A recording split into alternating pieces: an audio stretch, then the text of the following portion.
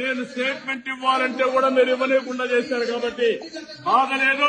మళ్ళీ చెప్తున్నా, ముఖ్యమంత్రి ఈ హౌస్ కు వస్తాను తప్ప అదర్వైజ్ నాకు ఈ రాజకీయాలు అవసరం లేదు. ఇది గౌరవ సభ, ఇది గౌరవ సభ కాదు. ఇలాంటి గౌరవ సభలో నేను ఉన్నానని మరొకసారి విజ్ఞప్తి చేస్తూ మీకు నమస్కారం, ప్రజలందరికీ విజ్ఞప్తి చేస్తున్నా.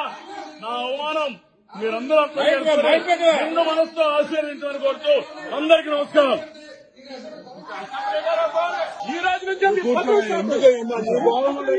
నారా చంద్రబాబు నాయుడు అనే నేను శాసనం ద్వారా నిర్మితమైన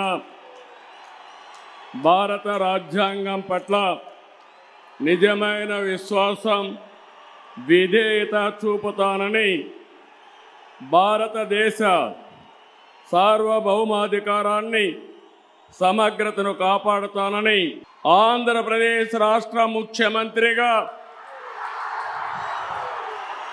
నా కర్తవ్యాలను శ్రద్ధతో, అంతఃకరణ శుద్ధితో నిర్వహిస్తానని, భయం గాని, పక్షపాతం గాని, రాగద్వేషాలు గాని లేకుండా రాజ్యాంగాన్ని, శాసనాలను అనుసరించి ప్రజలందరికీ న్యాయం చేకూరుస్తానని దైవ సాక్షిగా ప్రమాణం చేస్తున్నాను. నేను నారా చంద్రబాబు నాయుడు అనే నేను ఆంధ్రప్రదేశ్ రాష్ట్ర ముఖ్యమంత్రిగా నా పరిశీలనకు వచ్చిన లేదా నాకు తెలియవచ్చిన ఏ విషయాన్ని నా కర్తవ్యాలను సక్రమంగా నిర్వహించేందుకు అవసరమైన మేరకు తప్ప ప్రత్యక్షంగా కానీ పరోక్షంగా కానీ ఏ వ్యక్తికి లేదా వ్యక్తులకు తెలియపరచనని లేదా వెల్లడించని దైవ సాక్షిగా ప్రమాణం చేస్తున్నాను.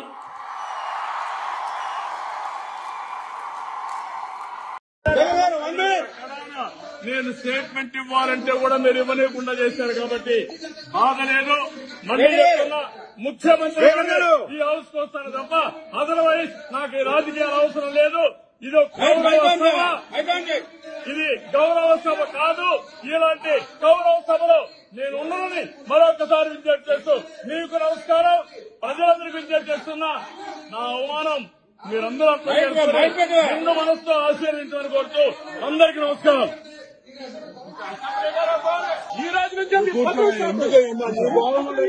నారా చంద్రబాబు నాయుడు అనే నేను శాసనం ద్వారా నిర్మితమైన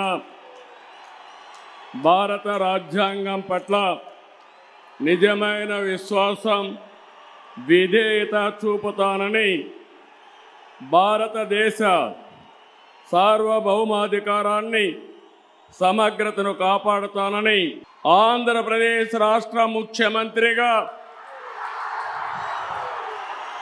నా కర్తవ్యాలను శ్రద్ధతో, అంతఃకరణ శుద్ధితో నిర్వహిస్తానని, భయం గాని, పక్షపాతం గాని, రాగద్వేషాలు గాని లేకుండా రాజ్యాంగాన్ని, శాసనాలను అనుసరించి ప్రజలందరికీ న్యాయం చేకూరుస్తానని దైవ సాక్షిగా ప్రమాణం చేస్తున్నాను.